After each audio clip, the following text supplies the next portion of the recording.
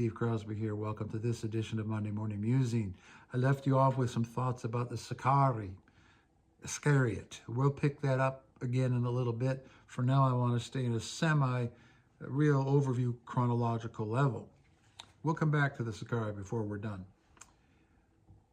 I want to talk a little bit today about being assigned to rule in Judea.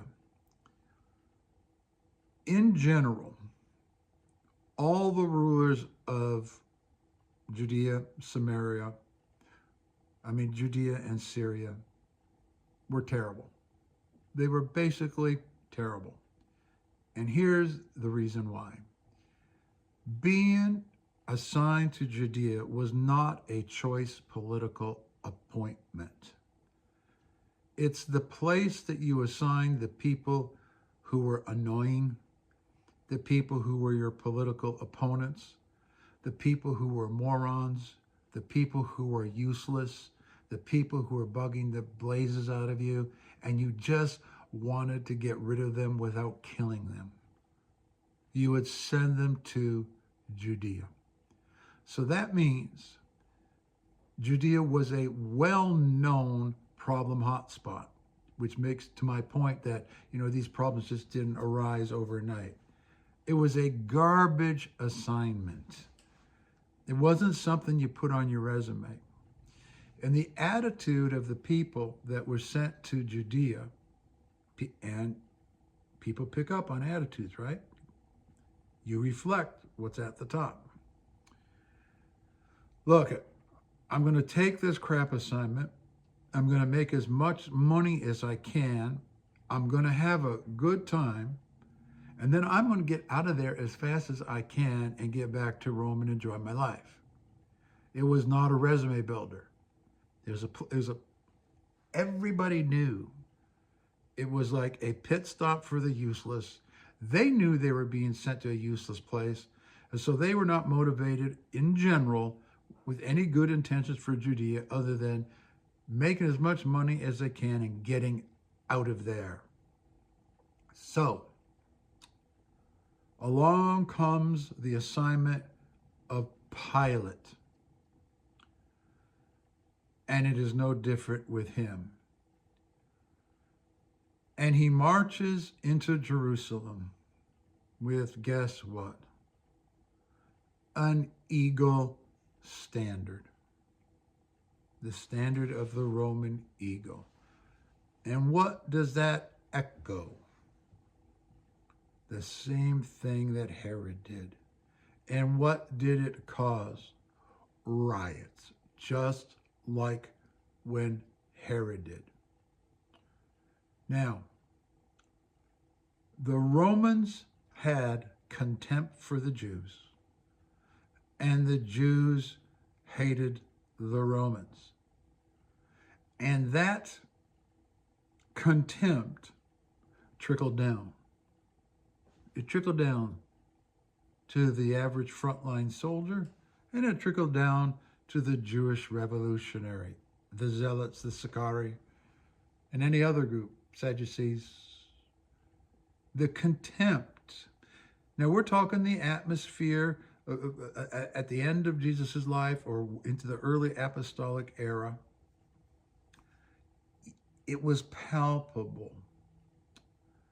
And an example of the degree of contempt is that one of the Roman soldiers, who was a guardian on the Temple Mount, on the wall around the Temple Mount, actually bent over, exposed his backside, and farted at all the Jews gathered in the outer court. Yes, history was caused by a fart. The result was the Jews all started throwing stones at them, which caused the army to gather. The army herds them and killed between 10 and 20,000 people in the process. Folks, this is before 70 AD. This is not an atmosphere of happiness and peace. Even though during Agrippa's rule, roughly from 41 to 44, relative peace, relatively decent rule. Remember I said there was the ebb and flow, but the violence is always there. So outside of Agrippa's fairly decent rule, this was always a seething hotbed of hatred, resentment, violence, and murder. This is in God's holy city, God's holy people. Now, is showing your backside and farting at somebody a recommended procedure for international peace? No, I would not say so. But it is an example of the level of contempt they had for each other. So if you got 10 or 20,000 more dead people in Jerusalem, my point is there's bloodshed and killing going on in Jerusalem practically nonstop. It culminates at the Bar Kokhba Revolution, but it's nonstop. They're swimming in blood. We're going to get to the part where the Jews are killing each other. If the Romans weren't killing them, the Jews were killing each other. So along rolls around 50 AD, there's a serious famine. The taxes are skyrocketing, and the tensions are just getting hotter and hotter and hotter. And messianic expectations are rising. We can't put up with this anymore. And actually, the different groups, the Sanhedrin, the Pharisees, the Sadducees, they would argue, what's the best way to go forward? Hey, do we just have to put up with this and wait for divine deliverance? Do we have to bear up arms like the Sicarii? Do we have to get in bed with Rome like the Sadducees? These were hot contemporary debates within Judaism. And those groups did not like each other.